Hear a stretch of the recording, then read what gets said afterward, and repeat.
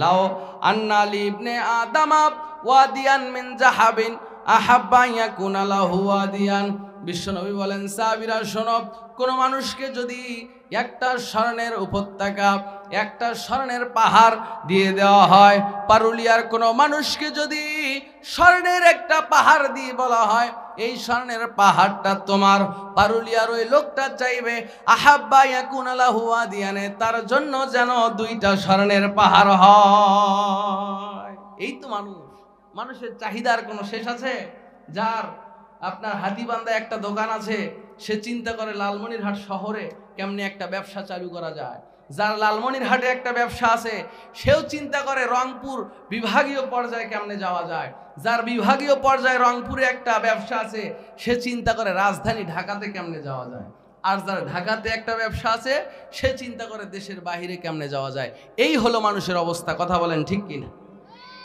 আমরা আল্লাহকে ভুলে গেছি, দিনকে ভুলে গেছি, মৃত্যুকে ভুলে গেছি। ভাইরা আমার, ওদিকে যাব না, লম্বা আলোচনা, আমরা সময় হলে আবারও ফিরে আসব। বলছিলাম তাকওয়া অবলম্বন করতে হবে, কেননা তাকওয়া যার যত বেশি, কথা বলেন, আল্লাহর কাছে তার সম্মানও তত বেশি।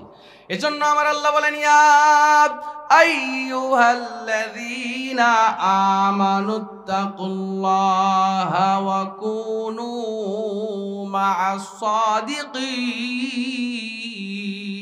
এটা পবিত্র কোরআনের 9 নম্বর সূরা, সূরাতুত তাওবা 119 নম্বর আয়াত। ভাইরা আমার, আল্লাহ আমার ডাক দিয়ে বলেন, পৃথিবীর ইমানদারেরা তোমরা আল্লাহকে ভয় করো, আর যারা পৃথিবীর বুকে সদা সর্বদা সত্য কথা বলে, যারা সাদেক বান্দা, সত্য কথা বলে ব্যবসা বাণিজ্য করে, সত্য কথা বলে সাক্ষী দেয়, সত্য পথে যারা চলে, যারা সাদেক বান্দা, এই পৃথিবীর বুকে তোমরা তাদের দলভুক্ত হয়ে যাও। সুবহানাল্লাহ। সাদেক বান্দাদের দলভুক্ত হও এবং তাকওয়া অবলম্বন করো। বলেন তো কথাটা কার?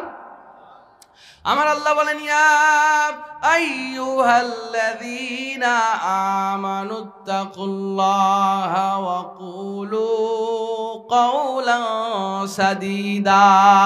এটা পবিত্র কোরআনের 33 নম্বর সূরা, সূরাতুল আহজাব 70 নম্বর আয়াত। আমার আল্লাহ ডাক দিয়া বলেন, পৃথিবীর ইমানদার বান্দা বান্দিরা তোমরা আমি আল্লাহকে ভয় করো, আর পৃথিবীর বুকে যারা সদা সর্বদা সত্য কথা বলে, পৃথিবীর মানুষেরা শুনে রাখো, এই জবানটা খুব খারাপ জিনিস। এই জবানের কারণে মানুষ জান্নাত যাবে, এই জবানের কারণে মানুষ জাহান্নামে যাবে। আল্লাহ বলে, বান্দারে কথা যখন বলবা খবরদার মিথ্যার ধার ধারবা না। প্রথম পয়েন্ট হলো আল্লাহকে ভয় করবা।